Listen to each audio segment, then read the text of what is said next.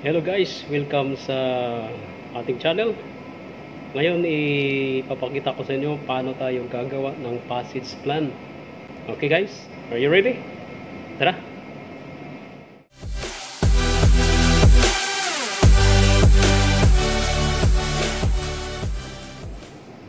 Ngayon, unang-una, isi-set up natin ang ating parameters. Punta tayo sa menu. Then chart alert. Sana nakikita nyo guys yung buttons na babasa nyo dyan. Ngayon sa shallow contour, safety contour at deep contour. So itong setup na to ay yung arrival natin guys. So i-reset natin to. Reset. Then set up shallow contour. Ang ating maximum departure drop ay 17.5. So as per calculation ng ating magiging shallow contour ay 19 meters. Ayan. Then safety tip 22. Safety contour 25. Okay. At ang ating deep contour 30.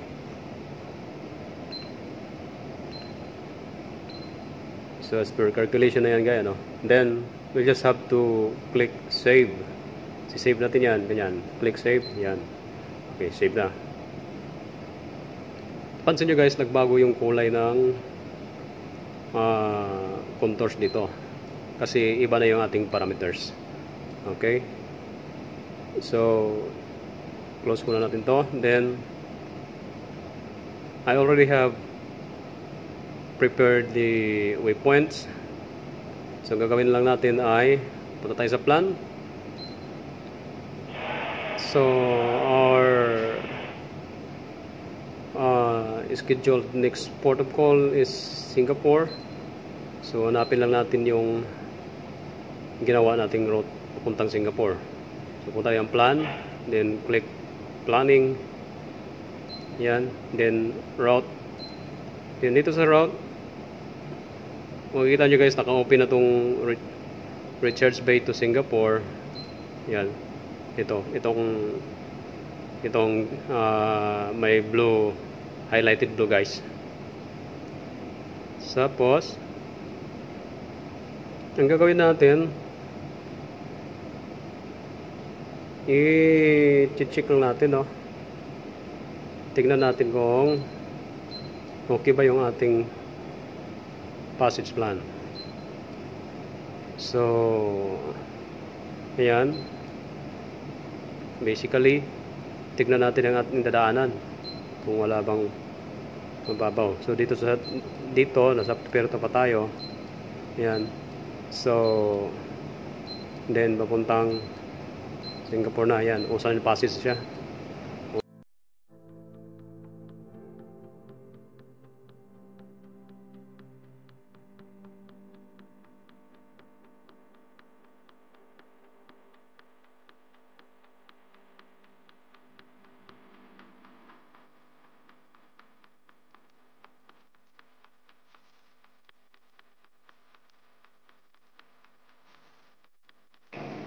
Ngayon, ito siya.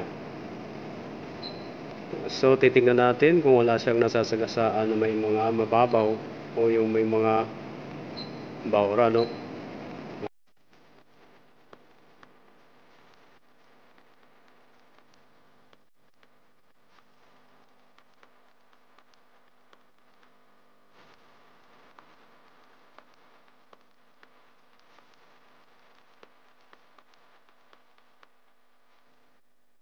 Okay, so libre naman siya. Yan. And then pag nakita natin when we were satisfied na okay na yung passage plan natin guys, yan, Okay. Yan, papunta na siya ng Pilot Boarding Ground Bravo sa Singapore. Okay. Ito yung ating magiging boarding ground kapag galing ka ng west. Eastbound. So, dito sa route plan, itong box na to, itong may nandito yung cursor, i-click na natin yung check results. Itong alert parameters, ilagay natin sa 17.5. So mapapansin nyo guys, dito sa my drop, by 2 digits to, walang decimal. So we will put it 18. 18.5, then safety contour natin 24 meters, and then check all here, all the alarms. Yan, safety contour, navigation hazard, areas to be waited, user chart, danger, track separation scheme, areas to be waited, ensure traffic, restricted area, ganyan. Check natin yan. Then ito, we will just press check route. Okay, pag nag-check route tayo, automatic yung system nag-check ng leg to leg passage. So base sa sinet up nating contour, mag-check siya. So ito na yung nagiging guys, alert. We have total alerts of 63 from one waypoint berth to berth. Alright, so kung titignan natin, dito may mga safety contour alert, ganyan, caution area, UKC limit. Ibig sabihin guys, yan yung mga tinamaan na area na less than our preset contours. Okay.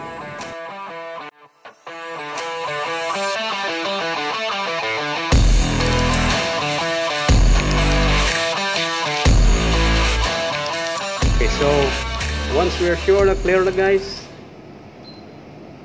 isi-save lang natin yan. Click save. And then now our passage plan is saved. Ito yung nagiging passage name natin, Research Bay to Singapore via Malacca. Or if we have to save another name for this one, we'll just click save as, then change the file name and save. So magiging dalawa sila. Okay, so kung pupunta na tayo sa monitoring guys, i-click lang natin itong button na to, exchange to monitoring, and then we are all good to go. Okay, so ganoon lang ka simple gawa ng passage plan dito sa ating Furono FMD 3000 model.